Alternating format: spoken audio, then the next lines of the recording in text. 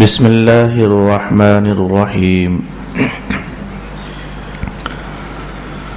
سبحان الذي أسرى بعبده ليلا من المسجد الحرام إلى المسجد الأقصى الذي باركنا حوله لنريه من آياتنا إنه هو السميع البصير صدق الله مولانا العظيم الصلاة والسلام عليك يا سيدي يا رسول الله الصلاة والسلام عليك يا سيدي يا حبيب الله الصلاة والسلام عليك يا سيدي يا شفيع المذنبين وعلى آلك وأصحابك يا سيدي يا رحمة للعالمين.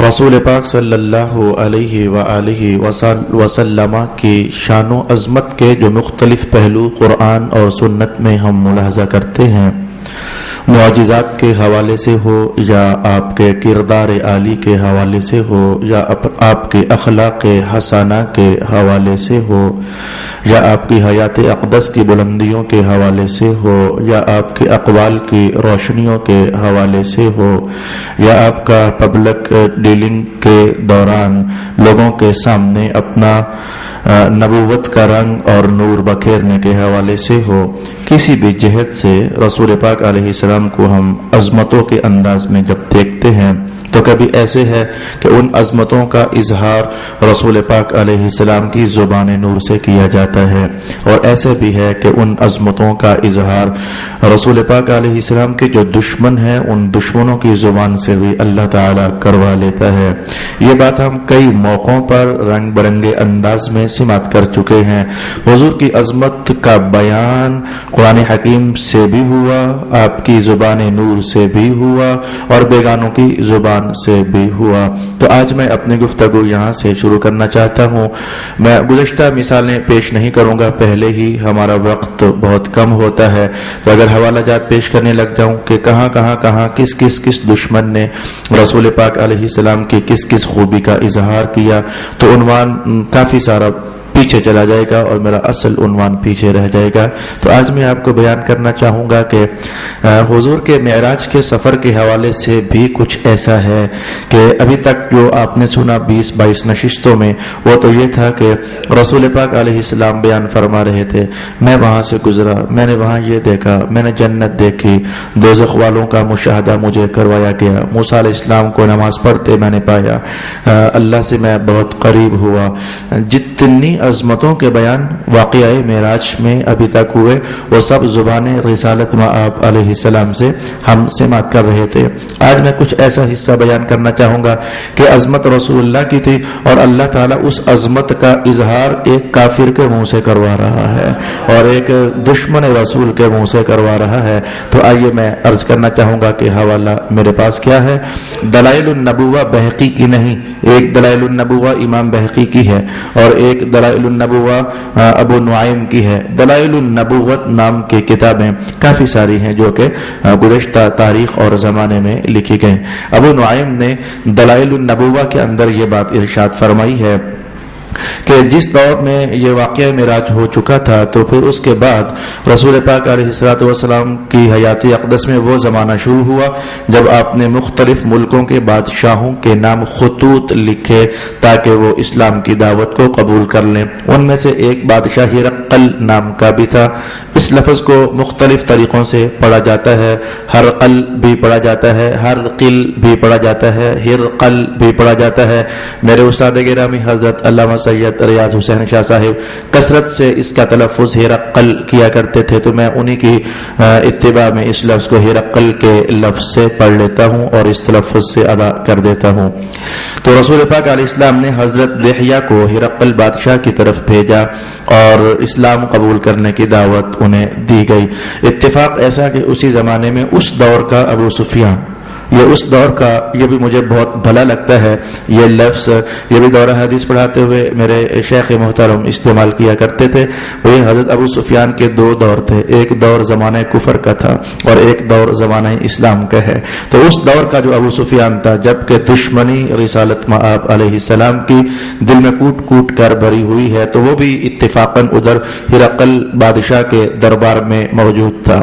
تو جب حضور کا یہ قاصد پہنچا، خط پڑھ کر سنایا، اسلام کی دعوت دی گئی، ابو سفیان کو تو طیش آ گیا اور اسے اچھا ہی نہ لگا کہ جن لوگوں سے ہمارے مراسم ہیں، جو اہل مکہ کی عزت کرتے ہیں، اہل مکہ ان کی عزت کرتے ہیں، تو ان تک بھی یہ آواز پہنچ جائے۔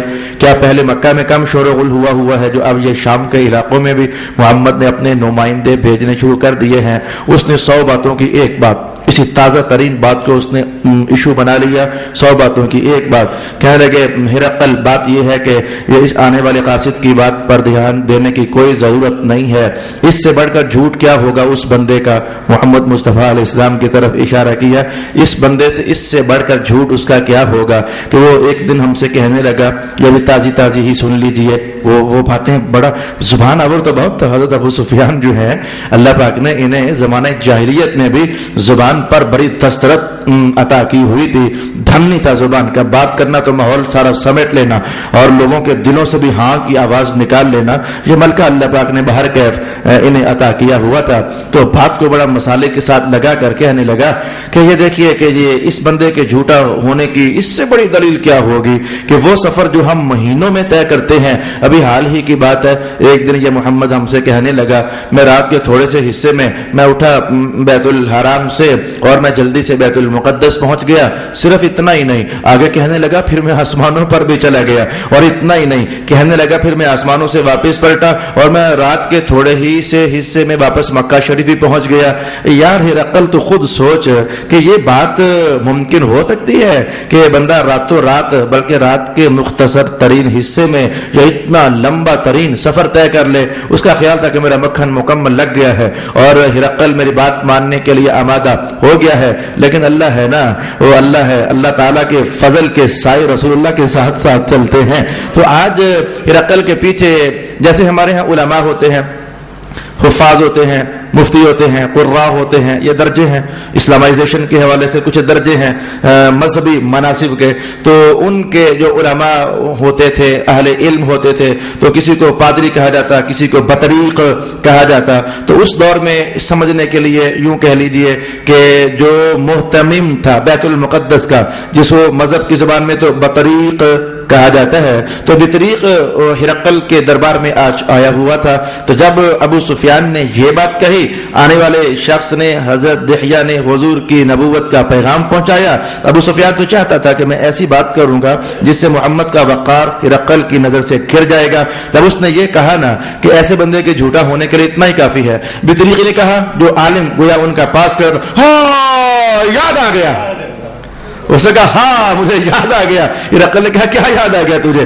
کہا کہ یہ جس رات کی بات ہو رہی ہے نا کہ کچھ ایسا ویسا ہوا تھا، تو میں اس رات شام ڈھلی، رات پڑی، تو میں دروازے تو میں ہی بند کیا کرتا تھا، میں نے سارے دروازے بند کیے، لیکن ایک دروازہ جب بند کرنے کے لیے میں وہاں پہنچا تو بند ہی نہیں ہو رہا تھا، اور ایسے لگنے لگ گیا جیسے اس کی اوپر والی چوکھٹ جو ہے وہ جھک کر کے دب کر کے تو نیچے آ گئی ہے، اب وہ دروازہ بند ہونے کا راستہ ہی گویا کہ نہیں رہا۔ میں نے ترخانوں شرخانوں کو بلایا، میں نے کہا یار یہ دیکھو کیا ہو گیا اس دروازے کو، تو ہم نے زور لگایا، تو آخر کار کہنے لگے اب رات کا وقت ہے، پھر کل آئیں گے تو کل آ کر کے تو ان دروازوں کو ہم درست کر دیں گے۔ تو ہم تو خیر رات کو چلے گئے، جب میں صبح اٹھ کر آیا میں نے دیکھا کہ وہاں جیسے رات کو کوئی سواری آئی تھی، اور میں نے دیکھا جیسے ایک سواری کو باندھنے کے لیے کوئی قلعہ ٹھونکا گیا تھا، وہ یاد آئی بات، حضرت جبریل امین نے انگلی پتھر میں چبھو دی تھی اور سوراخ بن گیا تھا، وہاں پھر قلعہ لگایا گیا تھا۔ تو مجھے ایسے لگ رہا تھا جیسے رات کو کوئی سواری آئی ہے، پھر میں نے یوں محسوس کیا جیسے رات کو یہاں بڑے نمازی آئے ہیں اور ایک نماز بھی جیسے قائم کی گئی ہے۔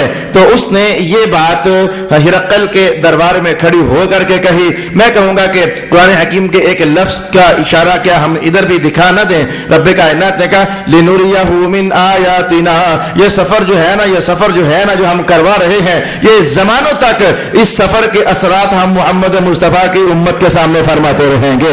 یہ اس کی آیات میں سے ایک آیت ہی تو ہے, یہ نشانیوں میں سے ایک نشانی ہی تو ہے. بیگانہ بندہ ہے اور بیگانہ ہو کر کے کہہ رہا ہے کہ میں گواہی دیتا ہوں کہ یہ واقعہ ہوا ہے صحیح, کوئی رات کو آیا تھا صحیح, کسی کی سواری یہاں باندھی گئی تھی, کوئی نماز پڑھ کر یہاں سے گیا تھا. تو خیر یہ سفر ان کا معاملہ تو پھر آگے بڑھ گیا. ابو سفیان کو ناکامی ہوئی اور وہ اپنے مقصد میں اور مضموم ارادے میں کامیاب نہ ہو سکا. لیکن یہ ایک تاریخ کا باہر کا حوالہ تھا جو میں نے آپ کی خدمت میں بیان کرنا چاہا ہے. اب میں چاہ رہا ہوں کہ معراج شریف کے اس عنوان کو مختلف ٹاپکس کے حوالے سے میں آپ کے سامنے چند معلومات فراہم کر دوں, اور اس کے بعد ہمیں یقیناً سورہ اسراء کے اگلے مضامین کی طرف بڑھ جانا ہے. ابھی تک ہم کافی عرصے سے اس واقعے کو تفصیل سے جاننے کی خاطر پہلی ہی آیت پر رکے ہوئے ہیں. اب میں مختلف حوالہ جات مثلاً میں نام لیتا ہوں تاکہ آئندہ سے ذہن تیار ہو جائے کہ آئندہ چند نشستوں میں ہم کیا کچھ دیکھنا چاہیں گے. معراج کے حوالے سے رسول پاک علیہ السلام کو معراج ہوا یا نہ ہوا, اس پر بڑے اعتراضات کیے گئے اور اس میں روایات پیش کی جاتی ہیں اس عنوان پر کہ فلانی صحابی کہتے ہیں, فلانے صحابی کہتے ہیں کہ معراج تو ہوئی نہیں ہے, اور ان صحابہ کے بیانات کو قلم بند کرنے کے بعد کوئی طبقہ ایسا ہے جو کہ اس واقعہ شریفہ کا انکار کرتا ہے. تو میں ان روایات کو آپ کے سامنے پیش کرنا چاہوں گا. بھئی جمعہ پڑھنے سے اغراض کچھ مذہب سیکھنا ہی تو ہے نا, تو مذہب سیکھنے کے عنوان میں یہ سارے عنوانات ہیں کہ ہمیں اپنے آقا اپنے رسول پاک علیہ السلام کے حوالے سے اتنا بڑا ترین معجزہ ہے تو کچھ بیگانوں نے اعتراض کیے ہیں, ہمیں جاننے تو چاہیے کہ آخر ہے کیا, ان اعتراضات کی بنیاد کیا ہے, اس کے بعد پھر ہمارے پاس اس کا جواب کیا ہے. میں نے پہلے کئی بار کہا کہ امانت داری کا تقاضا یہی ہوتا ہے کہ فریق مخالف کی بات کو پہلے سمجھو, سنو تو صحیح ہے وہ کہتا کیا ہے, آخر اس کے پاس دلیل کیا ہے, وہ کہاں سے شور ڈال رہا ہے کہ معراج نہیں ہوا, یہ معراج نہیں ہوا, آخر اس کے پاس کیا چیز ہے, سنو اسے. غور کے ساتھ سننے کے بعد پھر دلائل قرآن و سنت سے پیش کیا جائے. اچھا, پھر دوسرا عنوان بنتا ہے کہ رسول پاک علیہ السلام نے اللہ رب العالمین کا دیدار کیا. اس دیدار کرنے پر بڑی انگلیاں اٹھائی گئی ہیں کہ یہ دیدار کرنا تو ممکن ہی نہیں ہے اللہ تعالیٰ کا. یہ وہ اعتراضات کیا ہیں میں انشاءاللہ العزیز وہ بھی آپ کی خدمت میں بیان کروں گا. ایسے ہی مثلاً جو آج میں کہنا چاہتا ہوں, رسول اکرم علیہ السلام کے سینہ پاک کو چاک کیا گیا تھا. معراج کے موقع پر حضور کے سینہ پاک کو چاک کیا گیا تھا. تو میں عرض کرتا ہوں کہ آج آپ یہ بات جان لیجئے, ہم سب کے رسول پاک علیہ السلام کے ساتھ یہ واقعہ 3 مرتبہ پیش آیا ہے. حضور رحمت عالم علیہ السلام کا سینہ پاک چاک کیا گیا, یہ واقعہ 3 بار پیش آیا. آج ہم کم از کم یہ دیکھ لیتے ہیں اور یہ سن لیتے ہیں. اگلی نشستوں میں پھر جن عنوانات کی طرف میں نے اشارہ کیا ہم وہ دیکھنے کا اہتمام کریں گے. تو جانیے رسول اکرم صلی اللہ علیہ وآلہ وسلم کا سینہ پاک 3 بار چاک کیا گیا. پر اچھا وہ بھی قابل بحث عنوان ہے, میں انشاءاللہ بیان کروں گا کہ قلب پاک کو نکال کر سونے کے تشت میں رکھا گیا. اچھا, تشت سونے ہی کا استعمال کیوں ہوا اور اسے نکال کر کے تو پھر دھویا کیوں گیا؟ یہ سارے عنوانات اب وہ رہ گئے کہ جو اسپیشل توجہ کے حامل ہیں. انشاءاللہ ان کو ہم ان قریب کی تیز ترین گفتگو میں سمیٹنے کا اہتمام کریں گے انشاءاللہ العزیز. صلی اللہ علی حبیبہ محمد وعلی آلہ واصحابہ اجمعین. حضرت ابو ہریرہ رضی اللہ تعالی عنہ فرماتے ہیں کہ میں نے سوال کیا رسول پاک علیہ الصلوۃ والسلام سے. اب ظاہر ہے کہ میں تو اعلان نبوت تو ہو چکا تھا, میں تو بہت بعد میں پھر میں نے اسلام قبول کیا تھا. تو جب میں نے اسلام قبول کیا تو تب میں نے بہت ساری ہوا. ابو بکر آپ ارشاد فرمائیے تب کیا ہوا؟ ظاہر ہے کہ وہ تو پہلے دن سے گویا رسول پاک علیہ الصلوۃ والسلام کے ساتھ تھے. تو مجھے موقع مل جاتا تو میں حضور سے بھی پوچھ لیا کرتا تھا, یا رسول اللہ آپ کی وہ جو پچھلی تاریخ ہے جب میں آپ کا غلام ابھی نہیں تھا تو اس دور میں وہ بات کیسے ہے, ذرا ارشاد فرما دیجئے. آپ نے میرے لیے دعا جو فرما دی ہے وہ ہوا یہ تھا, یہ حضرت ابو ہریرہ کی ٹو اس لیے تھی کہ آپ کو بڑا دکھ لگا کرتا تھا. حضور کی باتیں سنتے, یاد کرتے, اگلا دن آتا تو بھول جاتے, وہ پھر کوشش کرتے کہ یاد کر کے اگلا دن آتا تو پھر بھول جاتے. اب خود کہتے ہیں جیسے حافظ قرآن یاد کرتے ہیں, تو میں فجر کی نماز جب ہو چکتی تو صحابہ تو کاروبار کے لیے دکانوں پر کھیتوں میں نکل جاتے، لیکن میں حضور کی مسجد کے پلر کے ساتھ ٹہو لگا کر اور کھڑا ہو کر کے تو کل کا سارا سبق دہرایا کرتا تھا، قال الرسول قال الرسول قال الرسول قال الرسول، پھر بھی میری محنت کا کارآمد ثابت نہ ہوتی۔ ایک دن میں نے اپنے دکھ کا اظہار سرکار کے سامنے کر دیا، میں نے کہا حضور باتیں یاد کرتا ہوں تو پھر بھول جاتی ہیں، پھر دہراتا ہوں تو پھر بھول جاتی ہیں، پھر دہراتا ہوں تو پھر بھول جاتی ہیں، بس وقت کی بات ہوتی ہے۔ رسول پاک علیہ السلام اس وقت عطا کی موج میں تھے، میں چادر بچھا، یار اپنی کندھے سے چادر اتار، بچھا دے اس کو، انہوں نے چادر بچھا دی۔ حضور نے بس اتنا کیا کہ ایک اپنی دستے اقدس کو بھرا، مٹھی اور بک بھر کر کے کہا یہ چادر میں ڈال دیا، کہا بس سمیٹ لے، اٹھا لے۔ اب نہ کوئی جاتی شے دیکھی گئی، نہ انہیں کوئی آتی شے نظر آئی، چادر اٹھا کر کندھوں پر رکھ لی۔ خود آپ بیان کرتے ہیں کہ اس دن کے بعد اس ابو ہریرہ کو حضور کا ایک فرمان بھی نہیں بھولا ہے۔ یہی وجہ ہے کہ آپ نے تمام صحابہ میں سے سب سے زیادہ حدیثیں آپ کو یاد تھیں اور آپ نے نقل فرمائی ہوئی تھیں۔ میں یہ کہتا ہوں نقل فرمائی، آپ نے نقل فرمائی، باقی یاد ہونے کے راز بھی پھر اپنے ہی ہیں۔ یہ جملہ میں پتہ کیوں کہہ رہا ہوں، یہ یاد ہونے کے راز بھی اپنے ہیں۔ انہیں تو ایک بک عطا فرمائی ہے، تو کوئی ایسا بھی تو ہے نا، وہ دیکھو بادشاہ، علم کا بادشاہ، جس کو یہی فرما دیا علم کا شہر میں ہوں، علی اس کا دروازہ ہے۔ مجھے وہ روایت جب یاد پڑ گئی میں نے کہا نقل انہوں نے زیادہ کی، باقی یاد بھی کیا انہیں ہی زیادہ تھی یا پھر یاد مولا علی کو زیادہ تھی، یہ راز اہل علم ہی زیادہ جاننے والے ہیں۔ میں کم علم آپ کی خدمت میں کیا بیان کروں، لیکن نسبت دیکھ لیجئے، فرمایا کہ شہر علم کا، علی اس کا دروازہ، پھر اس دروازے کو کھولتے ہی نبوت کے علوم جو منکشف ہوتے ہوں گے وہ پھر سمجھے جا سکتے ہیں۔ الغرض چونکہ آپ کو یہ ٹو لگی رہتی تھی کہ اب سینہ تو کھل گیا ہے، دعا مل گئی ہے، اب بات بھولتی نہیں ہے، تو جو اب حدیثیں آ رہی ہیں وہ تو یاد کروں ہی کروں، تو کیوں نہ یہ بھی اہتمام کروں کہ حضور سے پوچھا کروں میرے حضور وہ پچھلے سال کیا کیا ہوا تھا وہ بھی ارشاد فرما دیں، پہلے کیا کیا ہوا تھا وہ بھی ارشاد فرما دیں۔ ابھی آپ کی طلب تھی اور جستجو تھی تاکہ ایک لمبا سرمایہ میں حدیث پاک کا سیکھ سکوں۔ آج فن حدیث کے حوالے سے میں ایک اشارہ کر جاؤں آپ کو، شاید آپ کے مطلب کا نہ نکلے، شاید آپ کے مطلب کا نہ نکلے، لیکن کسی اہل علم کو اگر وہ کلک ہو گیا نا ذہن میں تو فن حدیث پڑھتے ہوئے اسے بڑا مزہ آئے گا۔ بعض اوقات ایک صحابی، یہ بالکل الگ سے بات ہے، ذہن میں آگے تو بتا رہا ہوں، بعض اوقات ایک صحابی روایت نقل فرماتے ہیں اور روایت نقل فرمانے کے بعد اس حدیث پر کوئی بات ہوتی ہے تو بحث ہوتی ہے، جب بحث ہوتی ہے تو یہ اعتراض کیا جاتا ہے یہ صحابی تو تب دار اسلام میں تھے ہی نہیں، تو ان کی یہ روایت قابل قبول گویا نہیں ہونی چاہیے۔ آبجیکشن کرنے والے یہ آبجیکشن کرتا ہے تب تو یہ دائرہ اسلام میں تھے ہی نہیں، جس دور کی یہ بات کرتے ہیں تب تو یہ حلقہ اسلام میں تھے ہی نہیں۔ تو جاننا چاہیے نا کہ بھلے کوئی کسی زمانے میں حلقہ اسلام میں تھا نہیں، لیکن وہ خود حضور سے پوچھ رہا ہے حضور وہ بات جب میں تھا نہیں آپ بتائیں ہوئی کیسے تھی۔ جاننا چاہیے نا کہ صرف اس بنیاد پر بات کو رد نہیں کیا جا سکتا کہ جی یہ تب تھے نہیں، یہ تب تھے نہیں کا جملہ آج آپ کو ترازو میں تلتا محسوس ہونا چاہیے۔ ابو ہریرہ خود ایک سوال کر رہے ہیں رسول اللہ سے، تب نہ ہونا یہ اور شے ہے، اور تب جو ہوا تھا اس کے علم کا نہ ہونا یہ اور شے ہے۔ تو حضرت ابو ہریرہ رضی اللہ تعالی عنہ فرماتے ہیں حضور ایک بات پوچھنا چاہتا ہوں۔ ہاں جی کیا بات پوچھنی ہے یا رسول اللہ؟ جب یہ نبوت کا ابتدائی زمانہ چل رہا تھا، جو اعلان نبوت تو ابتدائی زمانہ چل رہا تھا، تو اس زمانے میں جو کچھ ہو رہا تھا کچھ آپ ارشاد فرمائیں گے؟ میں اسے یاد کرنا چاہتا ہوں، وہ اب میں تو تب نہیں تھا نا آپ کے ساتھ غلامی میں، تو تب جو کچھ ہو رہا تھا آپ ارشاد فرمائیں گے؟ تو اس موقع پر بہت کچھ تو نہیں، ایک دو باتیں رسول پاک علیہ السلام نے ارشاد فرمائی۔ پہلے تو آپ نے یہ فرمایا ابو ہریرہ اب تو نے پوچھ لیا ہے تو پھر سن، آپ نے یہ جملہ ارشاد کیا، یہ بڑا اس جملے کے اندر ایک لذت ہوتی ہے، اہل دل ہی کو محسوس ہوتی ہے، ہم جیسے نکموں کو کیا محسوس ہونی ہے۔ صاف جواب بھی دیا جا سکتا تھا، لیکن ان کی طلب کو دیکھ کر کے تو یہ جملہ کہنا، یہ اگر کسی کے سامنے زانوے تلمس طے کرنے کا حسن اتفاق آپ کو ہوا ہو، وہ آپ کا شفقت کرے، شفقت کرتے ہوئے کوئی ایسا جملہ بولے، یہ اس کا ذائقہ اب تب محسوس کر سکتے ہو۔ کہا ابو ہریرہ اب تو نے پوچھ لیا ہے تو پھر سن، میں 10 سال کا تھا، یہ میری 10 سال میری عمر تھی دنیا میں آنے کے بعد، ہاں دنیا میں آنے کے بعد جاننا چاہیے۔ یہ جو جملے کہا جاتا ہے وہ آپ کیسے پڑھتے ہو؟ ہے لاکھوں سال عمر تیری تازہ شباب آج بھی تیرا، شعر سنائے مجھے، میں کہنا چاہتا ہوں لاکھوں برس کی عمر ہے تیری اور تازہ آج بھی شباب تیرا، کچھ ایسا کلام ہے اور بالکل وہ حدیث کے مطابق ہے۔ رسول پاک علیہ السلام کی عمر مبارک کتنی ہے یہ تو میں نہیں بتا سکتا، لیکن اتنا اشارہ بتا سکتا ہوں جتنا حضور نے خود فرمایا، ہم تو تب بھی نبی ہی ہوتے تھے. حدیث یاد آ گئی ہوگی، ہم تو تب بھی نبی ہی ہوتے تھے جب ابھی آدم بنے بھی نہیں تھے، اور جب ابھی ان کا خمیر گوندا جا رہا تھا ہم تو تب بھی نبی ہی ہوتے. یہ سارا ہمارے سامنے ہوا ہے. یہ رسول پاک علیہ السلام فرمایا کرتے تھے. تو دنیا میں تشریف لانے کے بعد آئے 10 سال گزر گئے، یوں کہہ لینا مناسب ہوگا.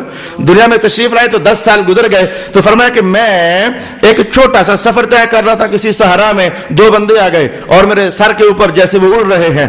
تو ان دونوں میں سے ایک نے مجھے پتہ کیسے پکڑا، بھی 10 سال کا جو دکھنے میں بچہ لگتا ہے تو وہ شکل و صورت منمونی پیاری سی، تو آپ کا دل نہیں کرتا اٹھا کر سینے سے لگا لیا جائے. تو انہوں نے ایک صاحب نے، وہ جو آنے والے تھے، ایک نے ایک ہاتھ میرے یہاں رکھا گردن میں، وہ جیسے کسی پیارے بچے کو اٹھا کر لوری نہیں دے دی جاتی ہے، تو ایسے انہوں نے مجھے ادھر ہاتھ رکھا. اس کا ایک تعبیر کا سخت انداز بھی ہے. انہوں نے مجھے گچھی سے پکڑ کر نیچے گرا دیا. اعوذ باللہ من الشیطان الرجیم. جی نہیں، ایسے نہیں، میں کہوں گا ایک نے اپنا ہاتھ رکھا میری گردن کے نیچے اور اٹھا کر مجھے زمین پر لٹا دیا. بس میں کچھ ایسا ہی کہنے کا ارادہ کرتا ہوں. تو وہ 2 بندے تھے، ایک نے دوسرے کا نام لیا، دوسرے نے پہلے کا نام لیا. ایک جبریل امین تھے اور ایک میکائیل علیہ السلام تھے. تو رسول پاک علیہ السلام نے فرمایا کہ وہ دونوں میرے پیٹ پر پانی ڈال ڈال کر میرا پیٹ دھو رہے تھے. اور پھر ایسے میں اچانک ایک نے دوسرے سے کہا چلو بھائی وقت، بلکہ ایک نے کہا یہی ہے وہ، اس نے کہا ہاں یہی ہے وہ. یہ جملہ میں حدیث کا نہ کہہ سکا. وہ میرے سر پر جیسے اڑ رہے تھے تو ایک کہنے لگے ان 2 میں سے یہی ہے نا، انہوں نے کہا ہاں یہی ہے. اچھا پکڑیے پھر انہیں. انہوں نے پکڑ کر مجھے لٹا دیا، میرا پیٹ دھویا، اور پھر ایک نے کہا کہ اچھا اب وقت آ گیا ہے ان کا سینہ چاک کر دیا جائے. حضور فرماتے ہیں میں سب کچھ دیکھ رہا ہوں. انہوں نے میرا سینہ مبارک چاک کر دیا اور کلام آپ کا یہ ہے کہ مجھے ذرہ بھی درد محسوس نہ ہوا. اور یہ خود ایک معجزہ ہے. حضور رحمت عالم کا یہ خود ایک معجزہ ہے. ہمیں کانٹا بھی چپ جائے تو ایک لمبی چیخ مارے اور سرکار دو عالم کا پیٹ اور سینہ مبارک چاک کر دیا جائے، اور اب سب بے ہوشی کیے بغیر، بے ہوش کیے بغیر، کوئی ایسا ویسا انجیکشن دیے بغیر، اور سرکار دو عالم دیکھ رہے ہوں، ان کی باتیں سن رہے ہوں. اتنی سی بات بھی کافی ہے یہ فیصلہ کرنے کے لیے کہ امتی نبی کے برابر ہو سکتا ہے یا نہیں ہو سکتا. میں کہوں گا اتنی بات کافی ہے. کتنے کو بار یہ علمی ڈنڈا مارا جائے تو جا کر کے وہ مفتی باز آئے گا اس طرح کا قول کرنے سے، جس نے کہا ہوا کہ امتی بعض اوقات نبی سے بھی آگے نکل جاتا ہے. لا حول ولا قوت الا باللہ العلی العظیم. تو میرا سینہ انہوں نے چاک کر دیا اور پھر کہا کہ ایسا کرو کہ اب ان کا دل بھی چاک کر دیا جائے. انہوں نے میرا دل بھی چاک کر دیا. بھائی یہاں سے ذرا حساس ہونا پڑے گا. ایسے جملے ہیں کہ جن کو ادب سے پڑھ کر آگے جانا پڑے گا. تھوڑی سی بے احتیاطی ایمان کے نور کو کہیں ضائع نہ کر دے. تو انہوں نے میرا دل بھی چاک کر دیا. شاید اختتام وقت تک ہم اسی بات کو تھوڑی کی توجہ کے ساتھ سیکھ سکیں. انہوں نے میرا دل بھی چاک کر دیا. تو میرے دل سے انہوں نے کینہ نکال کر باہر کر دیا. میرے دل سے انہوں نے حسد نکال کر باہر کر دیا. اور میں نے یہ کینہ اور حسد جو دل سے باہر نکلتے دیکھا تو وہ ایک جمے ہوئے خون کی تصویر تھی. یعنی انہوں نے میرے دل سے ایک جمے ہوئے خون کا لوتھڑا نکال کر باہر کر دیا. اور وہ خون کا لوتھڑا اصل میں تھا کیا؟ وہ جو دلوں میں کینہ ہوتا ہے وہ تھا. وہ جو دلوں میں حسد ہوتا ہے یہ وہ تھا. جو دلوں میں کینہ ہوتا ہے یہ وہ تھا. اور دلوں میں جو حسد ہوتا ہے یہ وہ تھا. کیا رسول اللہ علیہ السلام کے دل میں شروع میں کینہ تھا؟ کیا حضور رحمت عالم کے دل پاک میں شروع میں حسد تھا؟ حضور فرمانے نکالا گیا تھا تو نکالا گیا نا. یہ کیا چیز ہے؟ حساس عنوان ہے، توجہ کے ساتھ سننے والا ہے. اللہ اکبر. ایک میں کہانی سنانے لگا ہوں، حدیث ہی ہے، میں وہاں سے کچھ مقاصد نکالنا چاہتا ہوں. رسول پاک علیہ السلام فرماتے ہیں، حضرت عمر فرماتے ہیں، ٹائم کم ہے ذرا تیز رفتاری سے میرے ساتھ بڑھیے گا. حضرت عمر فرماتے ہیں کہ ہم سب حضور کے دربار میں بیٹھے ہوئے تھے تو ایک بندہ باہر سے آیا. اس کے بال سیاہ کالے، کپڑے چٹے سفید، اور لگ رہا تھا جیسے دور کا ہے، مدینہ کا ہے نہیں. چہرہ ایسے لگ رہا تھا دور کا ہے، مدینہ کا ہے نہیں. پھر ہم جب اس کے کپڑے دیکھتے تو اس پر مٹی گرد غبار تھا ہی نہیں، تو لگتا جیسے یہیں کہیں سے اٹھ کر آیا ہے. اور دور کا مسافر ہو تو مٹی ہوتی ہے نا. یہ ہم بڑا اس بندے کو تعجب سے دیکھ رہے تھے. آنکھوں میں جو سفیدی تھی خوب سفید تھی، اور جو سیاہی تھی وہ خوب سیاہ تھی. حدیث میں ختم کرنے لگا ہوں, لمبی حدیث ہے. وہ جب وہ اٹھ کر چلا گیا, بڑی باتیں ہوئیں, جب اٹھ کر چلا گیا تو رسول پاک علیہ السلام نے پوچھا کون تھا؟ عمر پتہ ہے کون تھا؟ میں نے کہا حضور آپ جانے, آپ کا خدا جانے, ہمیں کیا معلوم کون تھا. حضور فرمانے لگے جبریل تھے اور یہ آج تمہیں تمہارا دین سکھانے آئے تھے. تو حضرت جبریل امین نور سے بنے ہوئے انسانی بھیس میں آئے تو وہ تقاضے ساتھ آپ نے محسوس کیا. زلفیں بنائی ہوئی ہیں, بال سنورے ہوئے ہیں, لباس پہنا ہوا ہے, بڑے سلجھے ہیں. حالانکہ فرشتوں کا انداز زندگی انسانی انداز زندگی سے بالکل جداگانہ ہے. ایک اور حدیث بتاتا ہوں. رسول پاک علیہ السلام نے ایک صحابی کو ایک دن بس پیار میں آ کر کہہ دیا, ہم نے جیسے کہتے آج بڑے بنے سنورے ہو, ہوتا ہے نا جی, بندہ وہی ہوتا ہے, لیکن کبھی جملہ کا اظہار کبھی ہو جاتا ہے, اور بھی بڑے ہوتے ہیں بنے سنورے, کیا بات ہے کہیں جا رہے ہو بڑے سونے لگ رہے ہو, یہ جملہ رسول اللہ علیہ السلام کی زبان اقدس سے آج حضرت دحیہ کے متعلق یہ جملہ نکل گیا, اور دحیہ یار تو بڑا سونا لگ رہا ہے.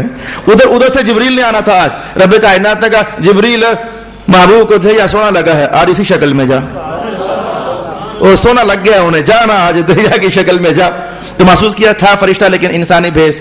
پھر جب انسانی بھیس میں تو وہ لوازمات, وہ تقاضے, وہ لباس, وہ قد کاٹ, وہ بالوں کا سنورنا, بن سنور کر آنا, وہ حلیہ, وہ آنکھوں کا ویسے ہونا جیسے انسانوں کی ہوتی ہیں. تو جس بھیس میں جایا جاتا ہے تو بس یہیں سے قریب ترین میں موڑنے لگا ہوں. رسول پاک علیہ السلام تھے تو ویسے اللہ کا نور, لیکن جب انسانی لباس میں آئے, انسانی لباس میں آئے, بشری لباس میں جب دنیا میں آئے, ویسے آپ فرمایا کرتے تھے کہ میں تمہاری گندم روٹی پانے کا محتاج نہیں ہوں.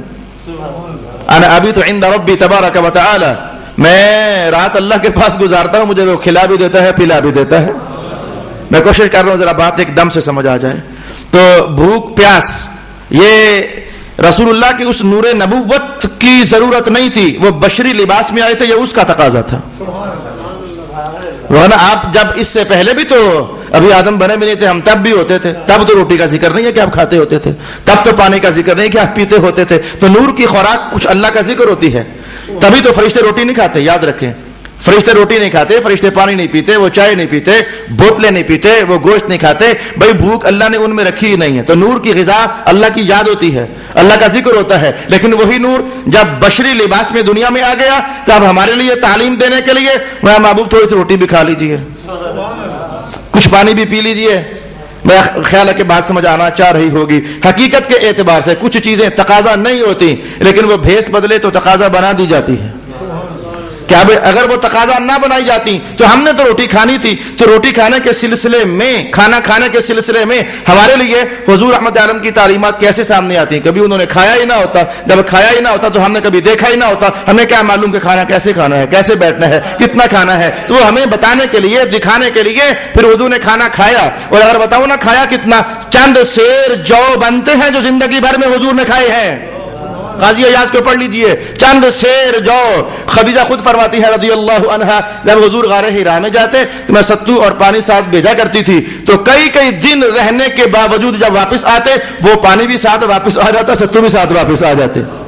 3 سال شعب ابی طالب میں رسول پاک علیہ الصلوۃ والسلام نے گزارے نا, کہ مکے والوں نے ایک دانہ وہاں تک پہنچنے نہ دینے کا ارادہ کیا ہوا تھا. یہ 23 ترین حوالہ جات میں نے تاریخ کے آپ کے سامنے رکھے. اب یہ بات سمجھ آئیے نا کہ جہاں تک حضور کی اصلیت کا تعلق تھا تو وہ بشری تقاضوں سے ماورا تھی. یا عورتوں کے بارے میں سن لیجیے, حضور فرماتے ہیں کہ 3 چیزوں کی محبت میرے دل میں ڈال دی گئی ہے.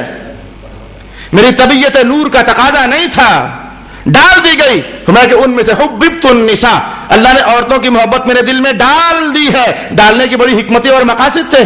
سب سے مظلوم طبقہ عورتوں کا تھا. تو رب کائنات نے کہا محبوب انہی سے پیار کیجیے.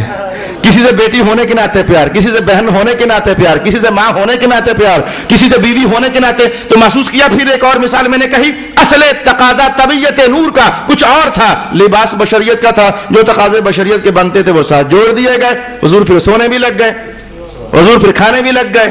شادیاں بھی حضور نے فرما لی. یہ بشریت کے تقاضے تھے. بس بشریت کے تقاضوں میں اچھے بھی ہوتے ہیں برے بھی ہوتے ہیں. لباس چونکہ بشریت کا تھا اس میں اچھے تقاضے بھی تھے برے تقاضے بھی تھے. برے تقاضوں میں دشمنی بھی تھی, کینہ بھی تھا, حسد بھی تھا. یہ وہ اشارہ ہے. حضور نے فرمایا کہ وہ 10 سال کا تھا میں ابھی, تو لباس چونکہ میرا بشریت کا تھا نا, فرشتے آئے میرا سینہ دھو دیا. کہا جو بشری لباس کے تقاضے اس میں بھرے ہوئے ہیں نا, جو نور محمد کا تقاضا نہیں ہے, جو نور محمد کا تقاضا نہیں ہے, بشری لباس کا تقاضا ہے, نکال کر پھینک دیا جائے. یہ وہ بات تھی جو نور نبوت کا تقاضا نہیں ہے, بشری لباس کے ہونے کا تقاضا ہے. رب کائنات نے وہ نکال کر پھینک دیے. تب حضور فرماتے ہیں جب وہ 2 نکالے گئے بدلے میں 2 ڈال دیے گئے. وہ 2 تقاضے بشریت کے نکال دیے گئے اور 2 پھر ڈال دیے گئے. وہ جو ڈالے تھے ان کا بھی ملاحظہ کر لیجئے. میں کہ القى اللہ عز سبحان فی قلبی الشفقہ والرحمہ, رب کائنات نے میرے سینے میں شفقت ڈال دی اور رحمت ڈال دی. اور پھر فرماتے جب اتنا ہو گیا نا تو حضرت جبریل نے کوئی پتہ نہیں کیا کوئی پسی ہوئی شے نکالی, کوئی پسی ہوئی سی شے نکالی اور وہ چونڈی سے پکڑ کر تو وہ جہاں جہاں وہ چاک کیا ہوا تھا نا وہ اوپر توڑ دی.